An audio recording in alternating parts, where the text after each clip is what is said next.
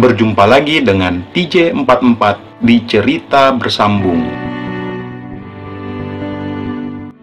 Seperti biasa, sebelum lanjut video ini, jangan lupa tekan tombol subscribe dan like channel ini. Jika sudah, terima kasih.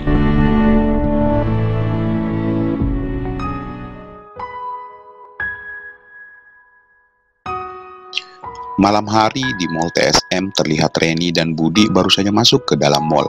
Mereka berdua melangkah ke salah satu kafe yang terletak di lantai 2. Sebuah kafe yang cozy yang cahayaan minim ditambah live musik yang menyanyikan lagu-lagu romantis lawas dan juga sofa yang empuk dengan bantal-bantal yang terasa begitu nyaman. Cheesecake lezat, cappuccino nikmat menemani kencan mereka malam ini.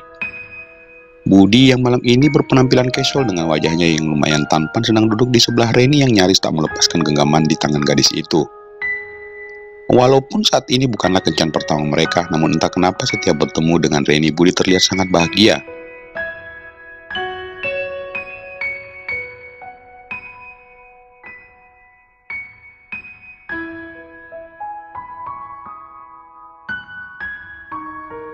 Ya, setelah keseringan Budi menjemput dan mengantarnya kemana-mana, akhirnya Reni luluh juga. Cukup singkat sih, hanya butuh 2 minggu masa pendekatan. Setelah itu Reni memutuskan untuk menerima Budi menjadi kekasihnya.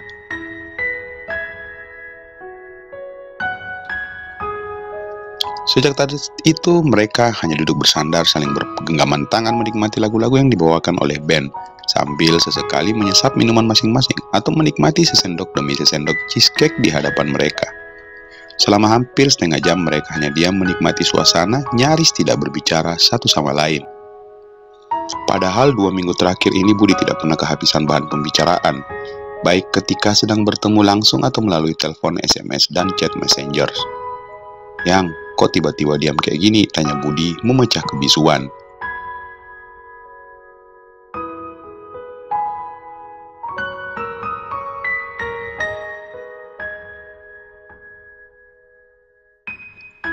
Reni menoleh sambil memutar bola matanya. Lagian lu sok-sok romantis, katanya sambil tertawa kecil. Pakai acara diam segala, gua pikirnya lu lagi nikmatin musik. Oh iya, gimana kuliah lu? Tanya Budi sambil menatapnya penuh cinta. Lancar-lancar aja sih kuliah gua. Jawaban klise, kata Budi menghela nafas. Lagian, pertanyaan lu basi amat sih. Cibir Reni yang sebetulnya tiap kali dekat dengan Budi selalu saja tak membuat tubuhnya bergetar.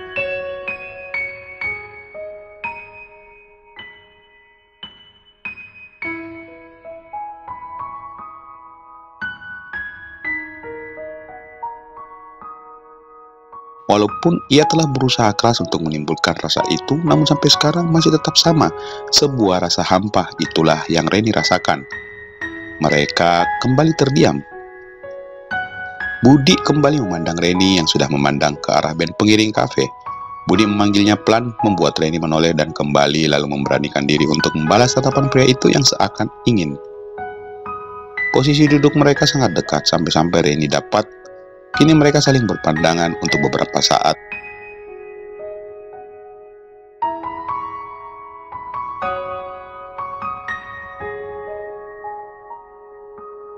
Tak mereka menghujam satu sama lain, kemudian mereka berbicara lebih lugas daripada. Sesaat Reni sampai terbius saat wajah Budi mulai mendekatnya.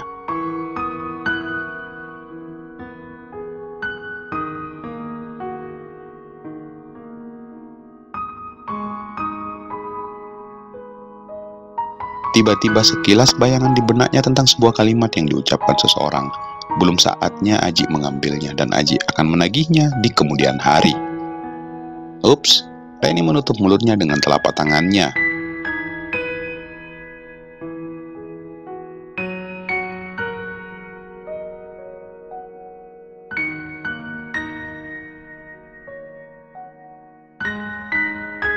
Sorry, kembali ia berucap dengan wajahnya yang terlihat lucu dan menggemaskan. Budi menatapnya dengan tajam, lalu pria itu menarik nafasnya dalam-dalam dengan perasaan tak menentu. Kenapa?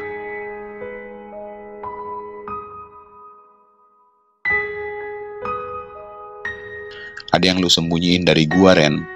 Sembunyiin apaan? Gak ada kok, tepis Reni karena sesaat ia sempat menatap Budi dengan tatapan kosong.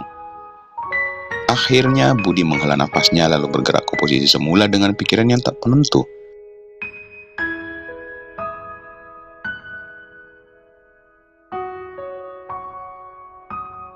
Reni menyeringai sambil berdiri dari tempat duduknya. "Gue ke toilet dulu ya." "Oke," jawab Budi dengan malas. "Lu marah ya?" tanya Reni yang masih berdiri memandangnya. "Enggak kok, biasa aja," jawab Budi meliriknya.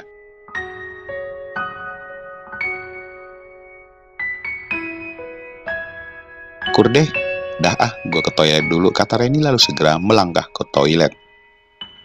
Beberapa saat kemudian, akhirnya dengan perasaan gondok, Budi mengajak Reni untuk pulang. Dan saat ini mereka lagi berboncengan di jalan menuju rumah Reni.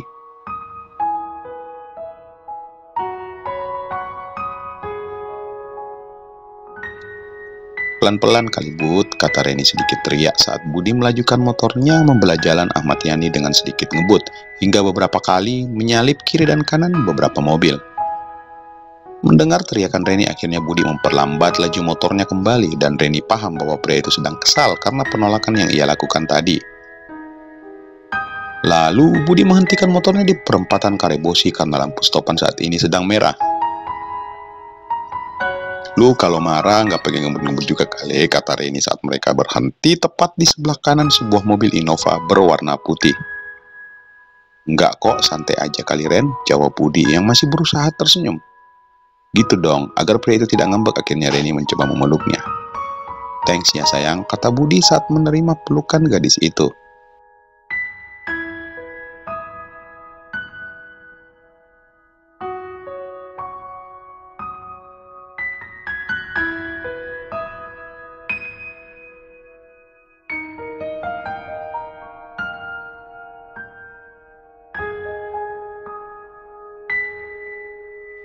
Dan tanpa mereka sadari, ternyata dalam mobil yang ada di samping mereka, seorang pria sedang mengobrol dengan seorang anak. "Dedek dah kenyang kan?" tanya pria itu menoleh ke gadis yang cantik di sampingnya. "Udah dong ya," jawab anak itu.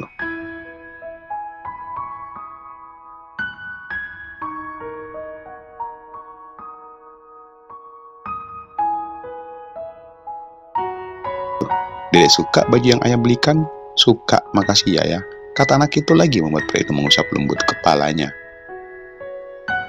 Lalu tiba-tiba pria itu entah kenapa akhirnya menoleh ke samping kanan. Ia tersadar gadis yang sedang berada di samping mobilnya dan sedang duduk memeluk cowoknya begitu sangat dikenalnya, membuatnya menatap kedua pasangan itu dengan tajam. "Kenapa ya?" tanya dia namun tak ia gubris karena tiba-tiba ia merasakan sesuatu di hatinya.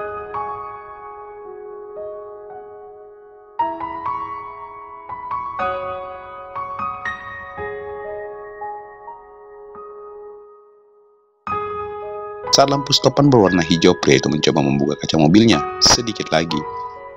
Hanya berjarak beberapa senti, namun sayangnya gadis itu tidak menoleh ke mobil.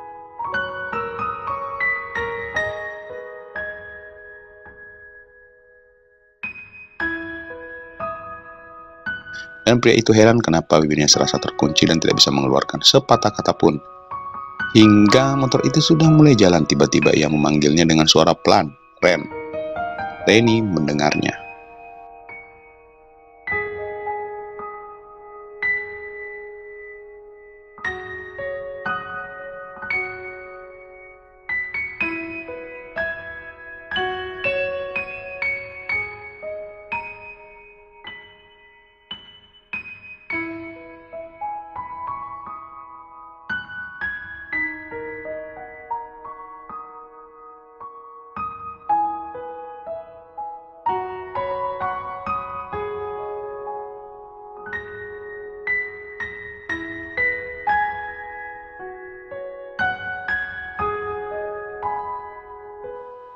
Selama sebulan lebih, banyak hal yang Aji lakukan di perusahaan tempat ia bekerja. Mulai memonitoring pre-sales sales and sell-in, di mana seorang ASM bertanggung jawab penuh atas seluruh penjualan dari ke distributor areanya, dan memastikan terjadinya secondary sales atau sell out dari distributor ke market agar stok di gudangnya tidak over dikarenakan balance antara sell-in dan sell out. Sebagai ASM pun ia telah mengerjakan tanggung jawab lainnya, mulai dari memanage bisnis di total areanya, memanage area termasuk manajemen pelanggan, dan tentu saja manajemen sumber daya manusia. Selama ini juga, Aji mampu membuktikan ke Pak Put bahwa ia tak salah memilihnya untuk mengelola bisnis di Depo Makassar. Terbukti telah terlihat perubahan dari sisi grup bisnis dan juga beberapa distributor yang sangat antusias mengejar targetnya setelah mendapatkan arahan dan penjelasan dari Aji saat visit ke distributor. Aji tak sedikit pun terlihat seorang yang berpengalaman sedikit kalau berbicara dengan para petinggi distributornya, baik itu saat mereka berdiskusi mengenai how to achieve target, bagaimana cara melakukan efisiensi operasional, dan tentu saja semua yang Aji jelaskan sangat masuk akal. Bukan hanya sekedar menginstruksikan kalau harus capai target, namun Aji menjelaskan cara mencapai targetnya seperti apa dan analisanya yang tajam, mulai dari menganalisa hasil penjualan tiap produk dibandingkan terhadap target. Tujuannya agar mampu mengetahui produk mana yang mengalami deviasi negatif maupun positif, dan mudah menentukan action apa yang harus dilakukan ke depannya.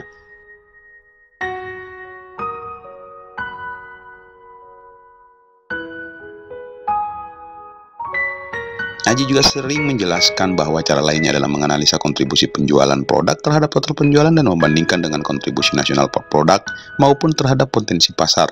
Selain itu, ia juga melakukan analisa penjualan produk per single outlet, baik itu segmen retail, modern market, bahkan sampai ke segmen outlet HoReCa food service.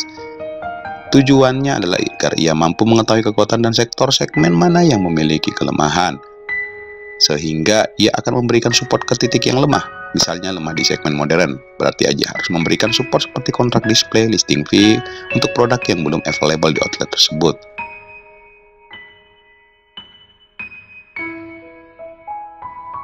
Atau bahkan ia akan memberikan support untuk menyediakan tim sales promotion girl atau boy untuk membantu outlet melakukan flash out produk-produk konsumen ke langsung.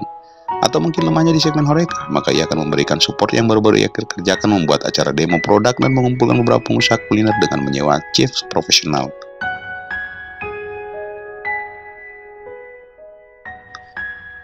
Selama ini juga Aji menarik perhatian timnya dan mampu menyamatkan rasa kepercayaan semua timnya yang awalnya terlihat ragu atas kemampuan Aji, mungkin karena ia masih muda. Tak lupa juga ia sering melakukan market visit atau join call untuk coaching ke tim sales secara random, menunjukkan cara eksekusi yang benar di market, menunjukkan bagaimana cara negosiasi yang efektif, dan juga mengajarkan bagaimana cara berkomunikasi yang baik dan pihak outlet.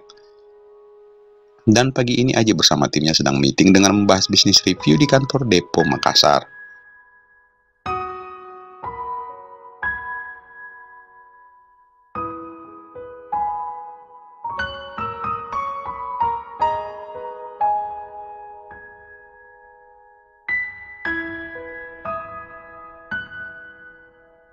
Oke, jadi gini, beberapa hari yang lalu aku menemukan sebuah formula untuk bisa memonitoring setiap hari kerjaan setiap tim sales, kata Aji setelah mereview semua hasil selama sebulan ini.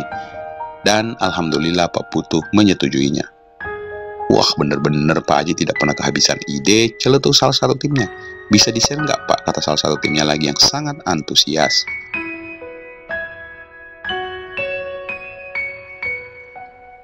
Aji memandang semua timnya dengan wajah tersenyum lalu mengambil sebundel kertas yang telah ia persiapkan sebelumnya. Ini silahkan dibagi dulu, kata Aji. Ibu Lina, bisa tolong dibagikan ke semuanya, lanjutnya memberikan ke salah satu adminnya untuk dibagikan ke semua tim yang hadir di ruangan.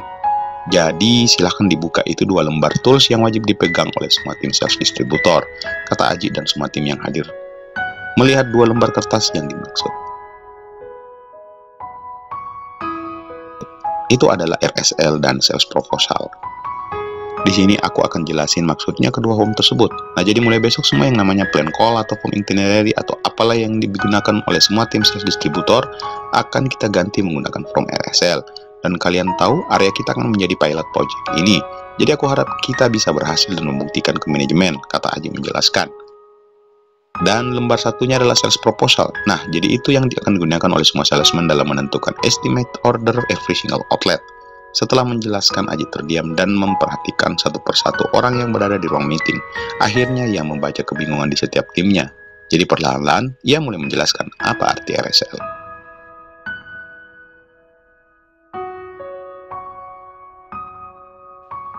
Jadi RSL itu adalah list atau form rencana kunjungan salesman yang ia buat selama ini menjadi satu format yang sempurna. Setiap outlet disediakan informasi mulai dari aktif order selama rolling 2 week dan fokus SKU. Di format itu sangat lengkap jumlah outlet yang akan sales kunjungan di hari berjalan. Jadi Aji sudah mengajarkan ke tim admin agar selalu melakukan update setiap minggunya, mana outlet yang aktif dan tidak, agar saat salesman memegang RSL tersebut sudah mampu mengetahui bahwa outlet mana yang belum aktif melakukan order selama 2 minggu berjalan.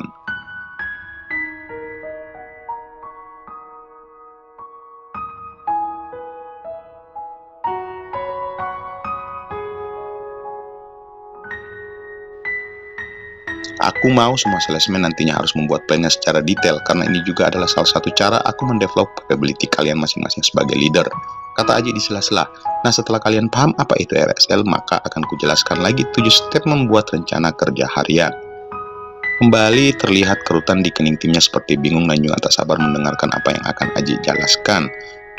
Aji tersenyum, lalu mulai menjelaskan kembali bahwa setiap tim sales harus mempunyai 7 langkah rencana kerja harian.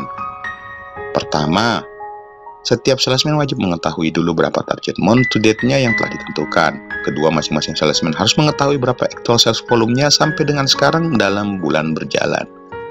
Nah, 2 langkah itu silahkan ditulis di kolom ini, kata Aji mengarahkan laser pointernya di 2 kolom format RSL yang ditampilkan di layar presentation. Setelah itu, langkah ketiga, jika sudah mendapatkan remaining target dari cara total target versus dikurang actual order period to date, maka mulai menghitung berapa sisa hari kerja sampai dengan closing bulan berjalan. Setelah mendapatkan berapa sisa kerja dibagi remaining target, maka akan dapat remaining TDS, target daily sales. Langkah keempat, Aji menyuruh tulis di kolom masing-masing yang seperti langkah pertama dan kedua, karena di form RSL itu Aji sudah melengkapi 4 kolom, yaitu target month to date, actual order month to date, remaining target month to date, dan remaining TDS. Nah, jadi anggap sisa TDS salesman A, nih contoh aja, adalah 250 karton. Ya, sengaja aku buat per karton agar memudahkan teman-teman menjelaskan semua timnya. Dan tentu saja setiap manusia akan mudah menangkap maksud kita jika kita menjelaskan by karton dibandingkan by rupiah.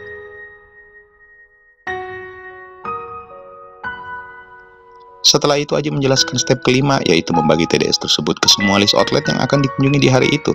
Jadi dari 250 karton itu dibagi misal total outlet hari itu sebanyak 25 outlet. Jadi masing-masing outlet wajib melakukan order sebanyak 10 karton.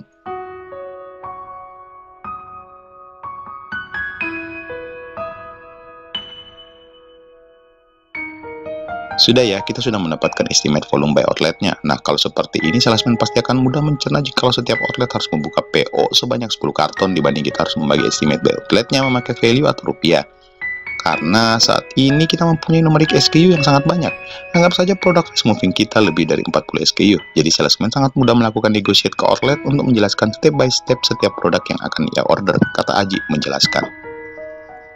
Nah, langkah ke-6 adalah salin semua outlet, nomor outlet, dan estimate volume di lembar form sales proposal.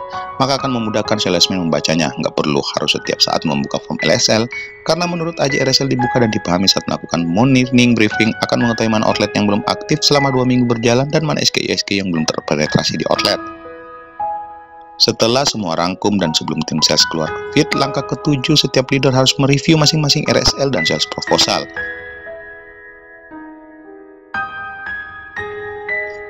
Disinilah peran seorang leader dibutuhkan, misalnya menentukan estimate volume by outletnya. Jangan asal caplok aja, wajib mengetahui potensi outlet misalnya. Tidak mungkin target atau estimate volumenya harus rata, karena tidak mungkin potensi masing-masing outlet itu sama. Dan juga harus melihat program-program yang sedang berjalan, maka akan mampu menentukan SKU mana yang akan mereka drive pada hari itu.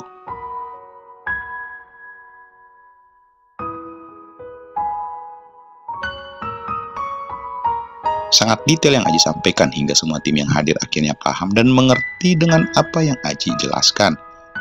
Setelah berdehem, Aji tersenyum saat mengetahui kerutan di kening semua timnya sudah mulai menghilang diganti dengan sebuah senyuman. Dan tentu saja suasana yang awalnya diam dan membingungkan akhirnya tergantikan dengan suasana semangat yang berkobar-kobar dari semua timnya setelah mendengarkan beberapa penjelasan dari Aji. Kalau sudah tidak ada pertanyaan lagi, silahkan semuanya kembali ke pekerjaan masing-masing. Dan aku harap mulai hari ini kita sudah bisa melakukan hal yang aku jelaskan tadi. Nanti Ibu Luna yang akan email RSL dan form sales proposal ke masing-masing hari ini. Tak Aji, bisakan Ibu Luna hari ini di email ke semua tim? Tanya Aji ke tim adminnya yang bernama Luna. Bisa Pak, hari ini Luna akan email ke semua TSS. Jawab gadis itu sambil tersenyum. Oke, meeting kali ini kita tutup dan best luck for you all.